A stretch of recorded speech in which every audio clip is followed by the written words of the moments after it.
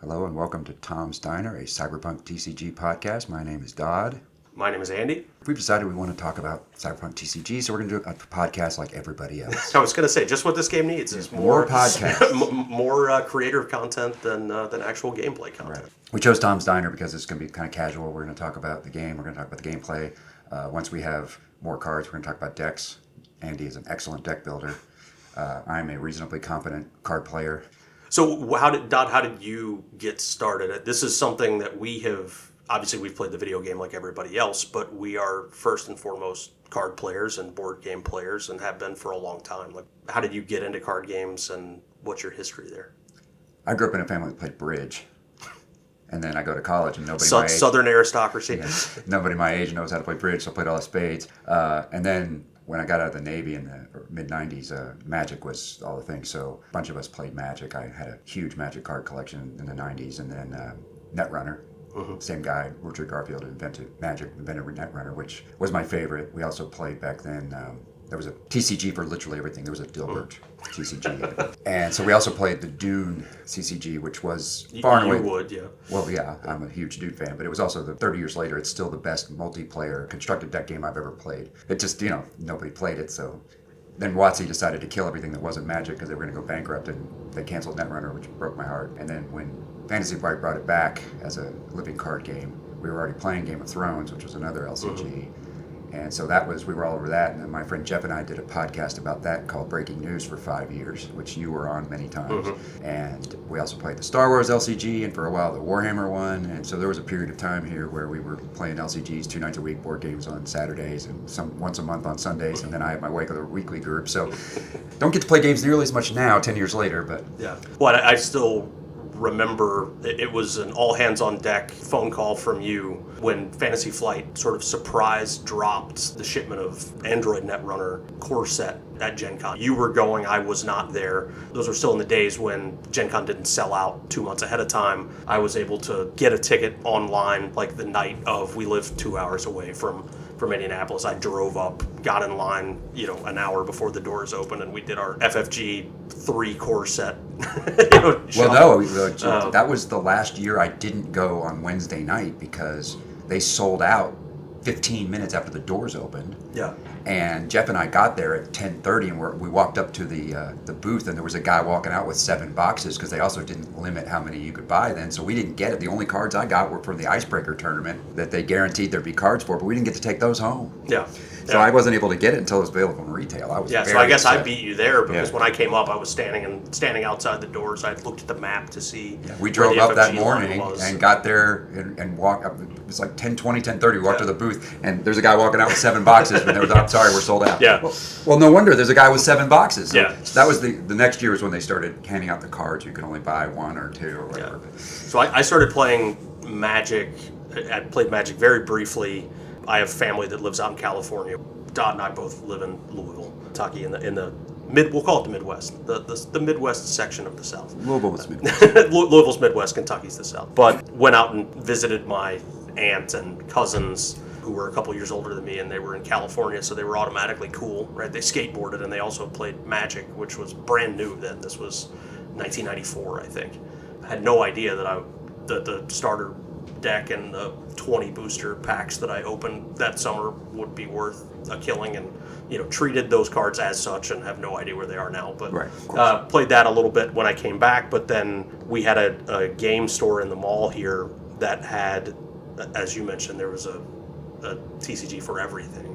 Bought some of the original like Star Wars Decipher CCG, some of Middle Earth because I was a huge Lord of the Rings fan, and then Netrunner just looked cool, right? It was cool. The green and purple double box starter, and played that, and then was, again, just like you, got really excited when they brought Netrunner back, played Game of Thrones with you, and then I sort of fell out for a little bit, played a little bit of Flesh and Blood when it was there, when it was first starting, played Star Wars Destiny when it was around, and then have continued to play Star Wars Unlimited since it launched. So still sort of actively playing in weeklies and semi-casual, semi-pro, I guess. Just going every week and going, to the local level. I'm not a travel for games guy. But yeah, Jeff and I traveled all over the Midwest to play Game of Thrones and Netrunner. As far as Tulsa, where the Team Covenant guys are, Springfield to play Thrones. We had a really good relationship with the Chicago Netrunner meta. Had a tournament here every year called the Cello City Grudge Match, which was based on a card in Netrunner. You get to win a big baseball bat. The baseball bat, I'm still convinced, was the best first place trophy in card game history.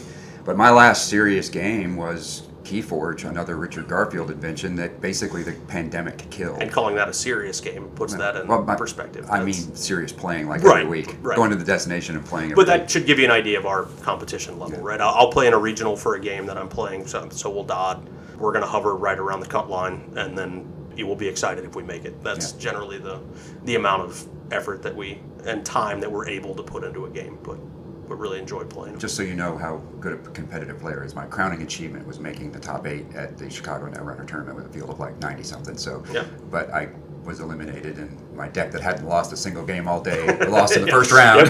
And then, so the next was I had to play my runner, and I lost that game, and I was out. So the Kickstarter, as we speak today, the Kickstarter just ended a couple of days ago. Friday night. Yeah. We're recording on Sunday. Yeah, we're recording on Sunday. I think the late pledges are going to be open until May the 1st, they announced. So they're in a very tight window, which means they're going to do their best to actually get us our cards when they said they would in Q3. Yeah, so they made just under $27 million, which is insane. It is insane. If we had recorded a week ago, I would have guessed they'd hit 23 to 25, and I don't think they were expecting to hit 27. So there's obviously a lot of excitement for this game, both in terms of playing it. There's also clearly a lot of excitement around the collectability of this game. You're seeing, the legend backer tiers, the serialized cards 0 to 99. Neither of us is in that rarefied air. But if I could have afforded to get the Judy one, I absolutely would have. But I don't have $8,000 to spend on a game. I'm not a whale. No, but they have definitely made room for whales in this campaign. They have, and so I think there's still a lot to go, which we'll talk about in more detail. There's a 140 card pool for this first set. A significant number of those cards have not been revealed yet, which is fine. It's good. But obviously, a lot of the excitement for the game, it so far is very IP-centric. It's hard to look and say, this is what the gameplay is going to look like, or even knowing what the rules are. With a limited card pool, a lot can change, which is great. It means, as you said, it's not solvable on release day. A lot of games that I've played that have had access to the entire card pool for 2 months ahead of time, by the time there's a release, everybody is sort of, whether they're correct or not, they've established a meta on day one, which is still going to adapt over time like any meta does. But it does take a little bit of the excitement and fun out when you know every card that's in a pack. Just, Star Wars Unlimited, for example. You're always going to know that Darth Vader is going to be a great card to pull. It's the highest rarity. It's going to be great, but it's even better if you pull a card if there was an Emperor Palpatine or something like that you didn't know for sure was in that first set, especially with alt arts, right? If you wasn't he worth $600 or something? That's the reason I'd be excited right there. For a week or two until they got the second printing out. But that was the first pack that I opened at Star Wars Unlimited. It was like, all right, I'm done. I'm out. And you played Flesh and Blood on house money the whole time? Yeah. Opening a Find All Spring Tunic and then just immediately selling it and saying, fine, I'll just pay for the next couple of sets this way. And when the money ran out, the game ran out. But anyway, so what is driving your excitement for this game specifically? Obviously, we've both played a lot of card games. We both like Cyberpunk a lot. It's a great IP. But what makes you so interested in this? Well, I'm a massive fan of the source material. I don't play a lot of video games, and I never replay video games like RPGs. I mean, obviously I replayed Madden or whatever when I was playing that. I was going to say your Balatro timeline would disagree with that. Yeah, but obviously that's the game, right? That's a different kind of game, right? But RPGs, like I played a bunch of Final Fantasies, and I'm not going to go get the reboot of Final Fantasy VII because I just don't want to play that story again. But I have played Cyberpunk 2077 6 times all the way through. The last one being to play Phantom Liberty because I hadn't gotten around to doing it yet. And I'm going to do another one. I haven't done a stealth pistols build yet, so I was at the end of my last playthrough. I was practicing with pistols. I was always like, I'm just not twitchy enough with my fine motor control to do that, but I think I can manage it, so I'm going to give it a go. But obviously, I'm a Gen Xer. I've been into Cyberpunk in some form or another for 40 years. So Philip K. Dick and Blade Runner, and I didn't get to Neuromancer until the early 90s. Yeah, I was Neil reading, Stephenson. Yeah, Neil Stephenson is one of my Snow Crash favorites. and Diamond Age. But yeah, I was reading. We're old enough that we still read books, guys. Right, yeah, we read books. My dad had all the Heinlein, all the Asimov, all the other classics, so I was reading those, and Dune, of course, in the 80s when I was a teenager, but then I was moving on, and I even have a warm spot in my heart for the Johnny Mnemonic movie, even though it's terrible, right? So, yeah, anything cyberpunk is I'm interested, and so... Yeah, starring Johnny Silverhand himself. Yes, and that is a crossover I had noticed in the past. How about you? Same. You mentioned that the game was coming out before the Kickstarter launched. I had followed it. I had seen that it was coming, but you got access to some of the print and play cards that are in the alpha kit, so we had gotten a chance to play it. I really enjoyed Cyberpunk as a theme. We've both played the RPG. You know, every time we go to Gen Con, we try to find a Cyberpunk RPG one-shot to play just because we like it. I'm still bitter about the fact that 3 Gen Cons ago, we got into Mike Pondsmith kills your Cyberpunk character. 3 of us got into the 4 spots, and he got sick, and we couldn't play, and we haven't gotten back into it. Yeah, thanks yet. for getting COVID, Mike Pondsmith. That's We haven't gotten and back it's now in. an invite-only event. I think they may have seen our names on it and decided to cancel it forever. But That's probably what it was. Because Mike Pondsmith, he knows who we are. Exactly. But I was really, actually, of all the things I've done at Gen Con the last few years, that was one of the ones I was looking forward to the most, and unfortunately the man got sick and I didn't get to do it. So I wanted to be able to have him write how far my character made it in my rule book. Yeah, so I had a little bit, trepidation probably isn't the right word, but playing Star Wars Unlimited, I already am playing a CCG, and how many CCGs do you really want to play at one time, both in terms of time and financial investment? So even though I love the IP, and I'm always excited to have a chance to play a game with friends and with friends that play that specific game, that always makes it a lot more fun. It had to clear a couple of hurdles for me to get excited. We played the alpha decks, and they're exactly what they're designed to do, which is just show you the mechanics. They're they're also very basic and very limited. So I had some concern about how deep the gameplay could be. I mean, not every card game has to be super crunchy and hour-long games and stuff like that, but we both come from the Netrunner background, and you're a control player primarily when you play card games. So yeah, I'm blue-white control. I'm taking that back. I don't know why I want to play card games with you. You're a control guy, but yeah, I could only play when we would get together to play Magic in the 90s. I could only play my blue-white permission deck a couple of times. I had to play other decks because it's no fun to play against. Yeah, a showing up deck. at weeklies with a permission deck, and I'm more of a mid-range guy, so seeing the mechanics and the way that the gig system worked and sort of the hard timer on the game made me concerned that there wasn't going to be enough depth there for it to be more than like a surface level, very IP-focused game. But seeing things come out and be spoiled in the way that they've sort of slowly trickled some of this new information out, you see some things that strongly imply that either this card is going to be a coaster or there is going to be an opportunity to manipulate some things in the game and have more indirect interaction and ways to work around things. And we have to give them credit. I think you're talking about primarily about cyberpsychosis, which basically changed everybody's view of the game because it's something you could do off turn in response. And during the Kickstarter, they pulled that forward. They straight up told us they pulled that cards like that out of set 2 and pulled them forward because people wanted more interaction. Right. And the same thing with the stretch goals. I mean, I was watching the launch day stream, and it was really clear watching the comments in the chat that people thought that every time they got a new rare legend added to the pool that it was going in the beta box, but that's not what the page said. Yeah. And then the next day they're like, okay, we're just going to do that. Because it's clear that's making as much money as they were, as fast as they were, it made sense to do. But give them credit for listening to feedback. That is very encouraging. Absolutely. And not just that, talking about it, not just cyberpsychosis, talking about a card that, I don't know if you want to talk about it in detail now or wait, but one card that immediately jumped out to you was Atom Smasher. Yeah. And so why did that jump out to you? At least in the sort of framework that we're talking about now. Well, I guess we'll go ahead and talk about it. Atom Smasher costs 9, has 15 power, and he's a board wipe when he's played, so he's a finisher, right? Mm-hmm. But his presence in the game tells me that the game's got to have some kind of ramp because you can't play him getting 1 eddy a turn before turn 6. Mm-hmm. And you have to build your deck with enough draw and enough cards that you can sell, which this game is nicely designed, that cards you want to have in there anyway, you can also sell. But you can't go solo with any of your legends because then they're not eddies anymore. So you've got to keep all your 3 legends in the back row, you've got to, as I understand it, and then you got to get 1 a turn for 6, and then you can finally play him to be a finisher, which means you got to also have a plan to stay alive and in the game that long, which tells me there's got to have some kind of way to ramp up. And it can't be huge huge because otherwise it would be unbalancing and everybody would be like Jackson Howard Netrunner. Yeah, if you weren't playing yellow, you were down 3 influence because you had to have 3 copies of Jackson Howard's because it's just that good. So that's what it says to me is we're going to have some kind of ramp. And you and I played Riftbound at Gamma.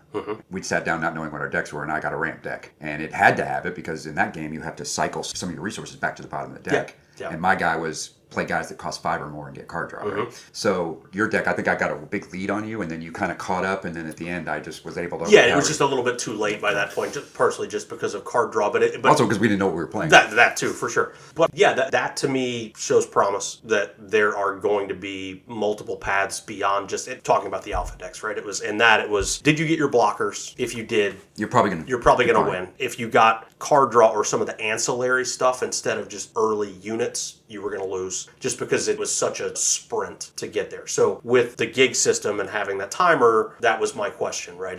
Are you going to be able to have mid-range gameplay or control gameplay? Are those going to be viable? And our initial experience with the alpha decks was basically that we were just swinging for gigs and not doing any kind of real board control efforts. And clearly from watching other people interact with the game and seeing people talk about playtesting other cards that aren't in the pool yet, or just the handful that are, that board control is going to be a much bigger part of the game than we were playing at those first few games when you were making that impression. Yeah, and so much of that, because there is, in the alpha decks especially, limited card draw opportunities, you're forced to play a certain style based on what is in your opening hand. Right. If you're drawing a card a turn, you're not cycling or seeing enough cards to really change the path that you're on, especially if your opponent has board presence and you don't. You have to answer that some way. You can't continue to draw cards. The first time the Arasaka deck actually won was like the 4th or 5th game we played, and it was because you drew 3 blockers in the first 2 turns, and they're cheap, and you were able to play them, and I couldn't overcome that. Get good. Yeah.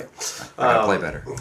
Yeah. So, I mean, and that, talking about some of that variety that we're seeing as potential here sort of takes us into the next thing that we were going to I wanted to do some rampant speculation. Oh, no, rampant speculation. The design space, based on what we've seen so far, you can't go too far because otherwise it'll be broken. But I could see there's little bits of like pseudo ramp, like River Ward's ability to get you a free gear in play off turn, that kind of thing. Or, moving your resources around with Pan Am by playing them when you have them, and then you can bring them out as a free action off turn or on turn. But you've got to have others to like to play Atom Smasher. You're going to have something that gives you more resources. And you could have something like that card I had in the Riftbound game that just let me play 2 more. But that's going to end up being a card everybody has to have, which means it'll distort the meta. So I don't think they're going to do that kind of thing. I think they're going to do something more like both starter decks have a 4-cost 7-power card with no abilities. That seems like a baseline against which to measure everything, right? So if every faction has... Yeah, that's basically, like you said, that's your statistical baseline, and then if you're playtesting a game or developing a game, you start from there, and then you find different ways for the different factions or the different, groups to sort of cheat off of that. Yeah, and so we'll find out if Carry Uridine costing the same 4 but only having 3 power is a fair trade-off for the fact that you can spend him to draw 2 cards if you have a gig at max value, right? Is that a good trade-off for 4 power? I don't know. Right? But they think it is, so that's what they did. And that's how I look at this. But what I think is probably going to be the case is just like they have that 4-power, 7-cost, like standard card that's not affiliated with a faction, they're going to have some kind of card that converts itself into resources later. You spend 3 to play it, and it'll give you 3 later or 4 later at the cost of removing the card from the game. Something like that. That would be now I can play Atom Smasher on turn 4 or 5 kind of thing. And I don't know how they'll do it. But they've got to have something. That's my rampant speculation. So now we can move on to the next topic. No, and that's basically, we were looking at the colors that are in the game. You've got red, yellow, green, and blue. No game exists in a vacuum. Every card game is building off of and iterating on what has been in existence now for 33, 34 years,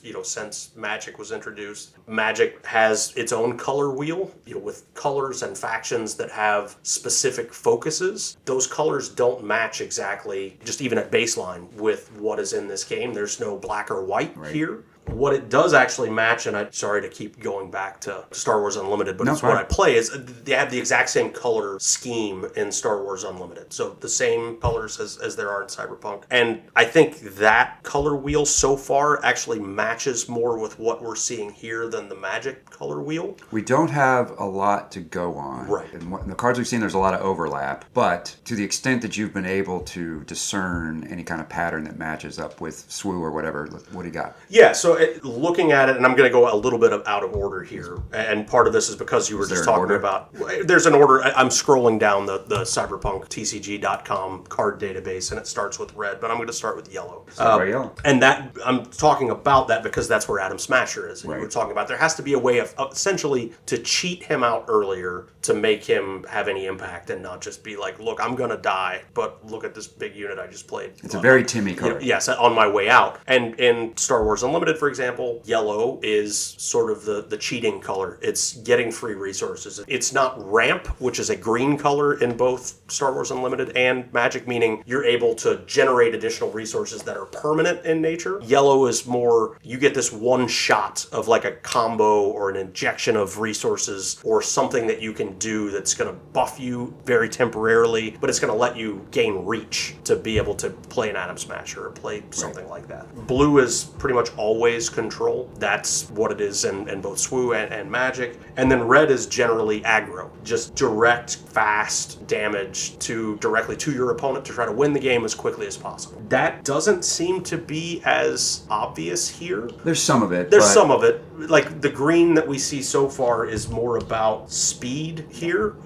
Which is green weenie magic. Green weenie rather than green big ramp. creatures magic. Yeah, and you see some things like yellow. Going back to talking about it, cheating things. You have cards like River Ward and cards like Victor Vector, even cards like Dum Dum that are trying to get you access to free or reduced cost gear to try to build combo pieces to be able to outreach your opponent. Right. Blue, you're seeing a lot of control. Isn't the right word, but it's manipulation. Yeah, it's more manipulation here. You're interacting and manipulating gig values and cards in play to either draw cards or have more options. So it seems more like it's building choices for the player and manipulating the board state more than just going directly at somebody's face. I mean, can you imagine you just play Placide and you bottom deck somebody's Voltron, Dum Dum or Royce, right? I mean, that's pretty control-y, right? Yeah, so you may discard a program from your hand if you do bottom deck a rival unit. So and everything that's attached to it goes with it. You just played your Jackie Wells. You have four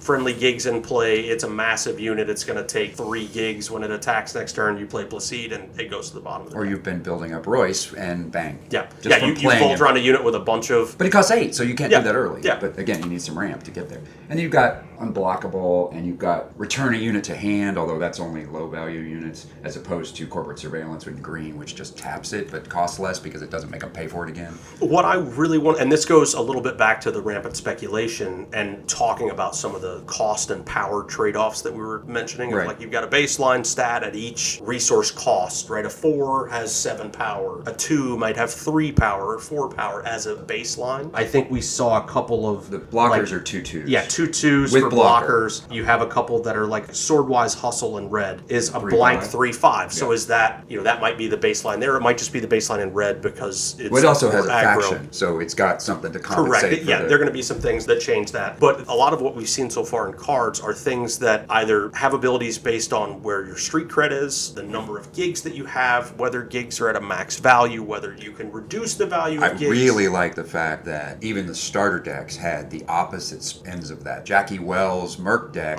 you kind of want to have low value ones that are easier to max out quickly, but the Yorinobu wants you to get 20 so you can keep the card draw. The fact that they right from the jump, they've explored that design space from one end to the other is very encouraging. But my question is going to be, which will just be played out over time, is how viable are those manipulative mechanics going to be? Are they going to have legs to be able to be competitive in games, or is it just going to be, this is a cute thing you can do at your kitchen table, and here's the like 7-step combo that I can do? Well, let's talk about the most recently revealed card then from the stream they did a few days ago. Caliber is in yellow. It's a 5/6, and when it is defeated, a rival discards 1 card. If the card's cost is equal in value to a friendly gig, they discard another one. So right there, it's a 5/6. They want to remove it from the table because it's powerful. It also has a 4 RAM cost. It has a 4 RAM cost, means you're double up yellow. Playing it in yellow. Right. But if you attack it and it gets defeated, or you play something like Cyber Psychosis on it that defeats it for you on your own side, then they have to then go, I really want to keep this card, but if I discard it, it matches their 4 or their 2, and then I have to discard another one. So you're getting your opponent's head right there. I love that. That's so they've looked at this very question you're having, and they've shown us that they know it's there. Yeah, and again,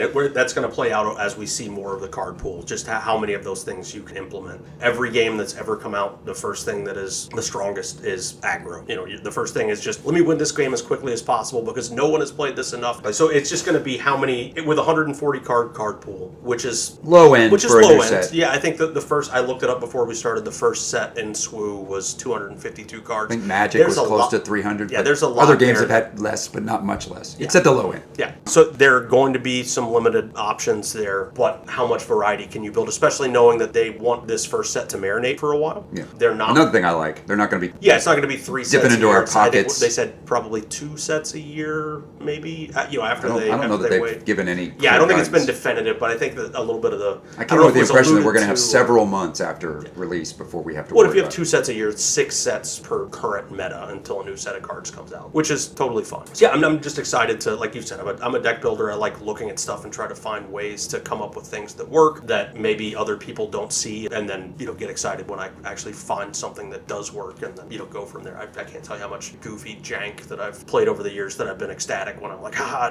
actually worked this time. And then as soon as it works, I ditch it and play something else and try to build something new. Well, and that's the thing, that the one concern I have about a limited card pool is that it's my understanding, and I haven't played Magic in 20 years, but it's my understanding that you've basically always been able to play competitive Magic on a break-even basis if you're willing to play one deck for 6 months. You buy cards, you sell the ones that don't go into your deck, and you could probably play more or less break-even just on the cost of cards. I don't know if that's still true or not, but that's been my impression. I can't do that. I play a deck for 3 or 4 weeks until the tournament I'm going to play it in, and then I immediately have to change to another deck. I cannot play the same deck over and over and over and over again. Even if I'm just variations on a tune, like when NBN was the ruler of Netrunner, for like 2 years, I would still have to change to play something different. So a limited card pool is going to restrict me. But hopefully, because of the RAM system, where they basically made, I really love the RAM system because they can put a stupidly powerful card like Atom Smasher in the pool, but you are so restricted on how you can play him that it's fine. Well, and restrictions engender creativity. Having those restrictions of how do I put this card and this card into this deck in a way that makes them work is going to be what's going to be fun for people to try to figure out. I mean, they have OP plans, organized play plans. That's going to be designed ones. That's also going to be down the line, right? It's going to be casual play. Yeah, they're not talking about having a world championship for a couple of years. Right, and you sort of shouldn't really. Let it grow people, at the stores. Yeah, let people have fun at stores, let people buy product, let people find ways to who the players are at their local level, and then see if those players are going to be good enough to win games in bigger ponds. And then they hinted in one of the streams, I think the launch day stream, that we weren't necessarily going to always just see 2 RAM on Legends. Right. And my rampant speculation there is they really can't go higher than 3 unless they put a hard cap in the deck construction rules that you can't go above 6 or 7. Because if you do that, then you can go up as as high as 5. But if you've got but you then have to play 1 or a 0. So, but unless they do that, there's just no way they will kill every 2 value legend if they right. So that's it sets some limits on card design, but that's probably also good and keeps there from being some of the power creep. But the idea of being able to play 5 yellow and 1 red to be able to bring just to get a dip into some things that would be interesting. And then the last thing I think we wanted to talk about was similar to this other theme of them listening to our feedback and also having a vision for where the game's going. Since you brought up OP, is that they all but told us during the launch stream that organized play was going to be influenced by Legend of the Five Rings. So those of you who didn't play that game, both the original CCG and the Fantasy Flight reboot, and it's a living card game, the results of high-level tournaments affected how the card pool and the story in the game evolved over time. So if a faction won the World Championship, it would be more powerful. The factions that would do poorly would deprecate. So over the course of time, how the players played the game and what results happened amongst what players did had a direct effect on the whole card pool, which I am so excited about. Yeah, and that's really exciting to me, especially if you're going to have fewer releases and a lower card pool. This is something that Zach Bunn with Covenant mentioned in one of their most recent live streams, is he and Stephen Woolley, the other guy with Covenant, were talking about ways to make living card game models work, which is rather than having the randomness of CCG packs where everybody gets the same cards, whether that's once a month or every 6 months or once a year. Well, that's a big part of the reason why I was willing to spend a bunch of money on living card games, because I didn't have to rare chase. Right, but it also meant that the meta was slow to evolve, especially when things are gate kept behind factions. You've got a sort of similar influence and faction concepts in Cyberpunk with RAM as you did with the influence system in Netrunner. But it also meant that if you were a 1-deck type of player or a 2-deck type of player, player that you may only see a couple of new cards that you would consider adding to your deck every 3 or 4 months. So how does the game change and stay interesting and exciting and give people reasons to want to buy new packs? And one of the things they mentioned, which is very in line with the L5R organized play system, is having changes in the world around the game, in the narrative that's happening in the universe of Cyberpunk impact how cards are treated in the game. So if you have in tournament play, or even if you wanted to in casual play, to say if you had a reason to want to see less, so let's say Atom Smasher became dominant, somebody unlocked that ability, and now and how to build a deck around that. And now it's 4 months until the next set comes out with the strongest deck is just get Atom Smasher out on turn 5 somehow and kill everybody. Right. How do you address that without just immediately saying, well, ban the card or ban suspend the card? You can have, especially in a game that has a very broad narrative universe like Cyberpunk, come up with an in-world reason to weaken Atom Smasher or make it so that Atom Smasher can't be played this month. It's, hey, he's off doing a job in San Francisco. In San Francisco, he's gone for right now. Well, he's going to come back. And you could have that be based on tournament results, like you mentioned with L5R, where it's this faction won, they now have a bonus in Street Cred or something along those lines, or do it the other way. Whoever won now had something exposed about them that now they're going to be getting, so that you allow other factions and other combos to sort of step up. Yellow Atom Smasher decks perform so well that Atom Smasher has been sent off to handle something in New York and won't be playable for 2 months in tournament play. Yeah, he got too much attention. Now he's got to. I think that's a fantastic idea. I didn't see that live stream, but Zach came up with that? Yeah. Right, well, good on Zach. Well, I should give credit to the people in chat. Apparently, Zach and they came up with it at the exact same time. So whoever came up with it in chat, give them some kudos also. But yeah, and Weird Company or Weird Co. I don't know if they actually call themselves Weird Co. Have it talking about that as much as they have early on and wanting to be engaged and talking about their plans for OP make me think that they're going to be open to some of the creative solutions like that and not so hardline or protective of it that they won't consider doing some fun things like that. As I said, they've shown some real willingness to listen to the community, which is fantastic. Yeah. It's very encouraging. Yeah. So I mean, what is the expected release date for Kickstarter backers? I know it hasn't been as officially announced as a date. Well, they said cards in Q3. Okay. And everything else in Q4, although some of the premium stuff, I forget exactly what. Deck boxes, I think it might have been, but don't hold me to that. They said already are probably going to be pushed to January 2077. Sure, but if you 2027. But if you back the Kickstarter, even if there are delays, you should be able to be playing this game by Thanksgiving. Or by the end of the year at the absolute latest. I've got my fingers crossed they'll get enough product printed that we can have like a tournament with cards, real cards at Gen Con, but I'm not holding out for it because that's like 1 month into Q3. Yeah. But hopefully they did that with Netrunner. They had the product available and they gave us cards to play with, even if we couldn't keep them in the Icebreaker tournament. So. Yeah, but it's exciting to have this as a potential for something that we're going to be playing very shortly. Yeah. We both back. Hence the only 2 weeks for late pledges and for retail stores to get in before it goes to production. Yeah, and we'll keep print to demand. While they've definitely catered to whales and collectors with this like special shrink wrap and all that, print to demand means we're not going to be out spending $600 to get a card in our deck. Yeah, and let it be a focus. And with the pull rates that they've shown, I think it's going to be more focused on alt arts and the rarity system not being access to cards specifically, but to different treatments of cards, which is great. I mean, because those looking at the Alt Cunningham, for example, that card is amazing looking. I'd be willing to pay a little bit of money to get that, but if that card is so valuable that it's a $150 card, I will happily just not do that or sell it to be able to get the regular versions, which is great because if you have the ability to have a $15 card of a high rarity or a $15 version of a high rarity card and then have a $200 version if people just want to bling out their deck and this is the one game they play and this is their lifestyle game, that is a perfect combination. But it's ultimately going to live or die on the playability, how many people want to play this in stores. Once they play it, do they want to come back, keep playing it, trying new things? Are stores able to get product, which it seems like they'll be able to? And one more thing I don't think we've mentioned, that there's going to be 31 iconic rares in the beta booster packs, but they have 31 different iconic rares in the retail boxes, which another really nice thing they're doing for local game stores. In the last day stream, they basically, somebody asked in the chat, are you going to be putting this online? It's like, we really don't want to go that way. We want to support local game stores. Go into your friendly local game store, play the game. Exactly the right attitude. Games live or die on being able to have going on a Wednesday and saying, this is the group of 8 to 20 people at this store that plays this game once a week or more. Without that, what do you do? For the record, all these nice things we're saying about Weird Co, because we believe them, we are not sponsored by or even associated with Weird Co in any way.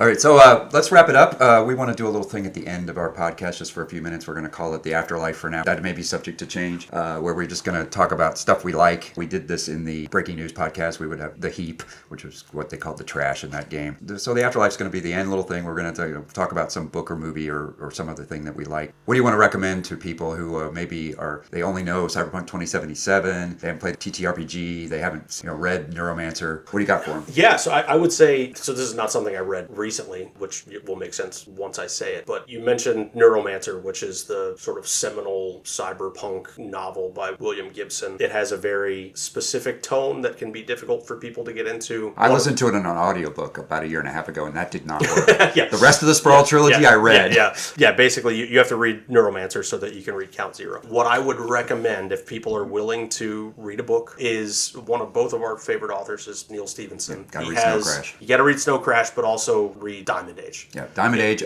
or A Young Lady's Illustrated Primer is my second favorite book. Yeah. And they are in the same universe. Yes, they're crossover characers that you will miss if you're not looking crossover closely. Character that you will definitely not know until somebody tells you. We've talked about this game so far basically being a vibe, with Cyberpunk, because we're waiting on Crash Cardboard. Is that vibe. It's the same vibe, and it's very well written, and it's a lot of fun, but with a lot of deep references, and you can read it at a surface level, or you can go down a rabbit hole, and that's, I think, what both of us like about a lot of the games that we play and the stuff we didn't talk about it beforehand, but if he didn't say Snow Crash, I was gonna, so there you go. Snow Crash and the Diamond Age are must-reads for anybody who's into Cyberpunk. Yep. And I guess we're done for this time, but please keep coming back. Yeah, we won't have to keep introducing ourselves every episode, probably. All right, so thanks for listening, and see you next time, Chooms.